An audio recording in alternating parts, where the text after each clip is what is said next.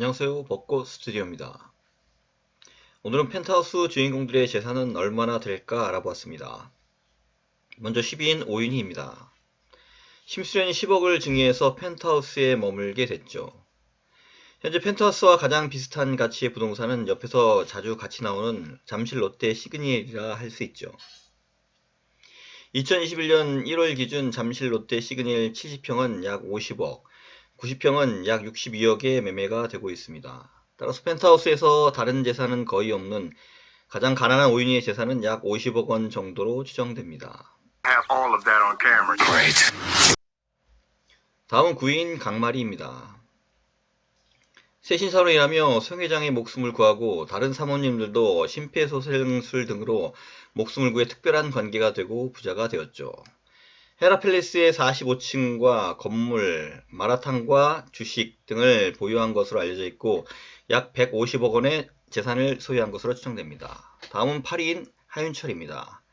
천서진에게 위자료로 70억 원의 돈을 받고 미국으로 추방되나 로건리의 도움으로 세계적인 바이오 기업 존바이오의 한국 지부 CEO가 됩니다.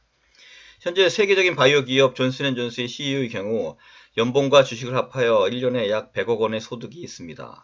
따라서 하윤철은 최소 약 200억 원 이상의 재산이 있을 것으로 추정되고 시간이 갈수록 점점 늘어나겠죠.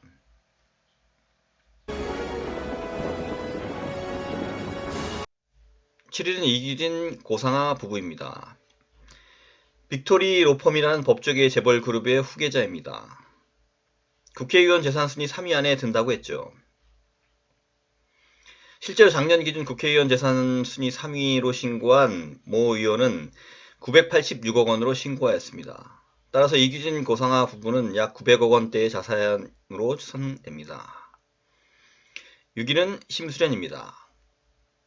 재계 30위인 아버지 성운그룹의 재산과 어머니 회사를 물려받았죠.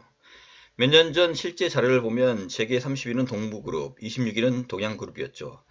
그리고 동양그룹의 대표는 약 3천억의 재산을 보유하고 있었죠.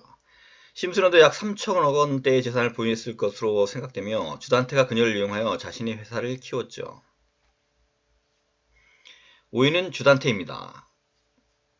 강남에 많은 부동산을 보유하고 건설회사의 대표로 헤라팰리스를 직접 건축했죠. 따라서 잠실 롯데 시그네일을 건축할 수 있을 정도의 건설회사는 돼야 하죠. 그리고 롯데건설 신무 대표의 경우 약 9천억의 재산을 보유하고 있습니다. 주단태도 비슷한 수준의 약 9천억의 재산을 보유했을 것으로 추정됩니다. 4위는 천서진입니다. 청하예술재단의 이사장이고 학교, 병원 외에 다수의 기관을 보유하고 있고 규모가 천문학적인 것으로 알려져 있죠.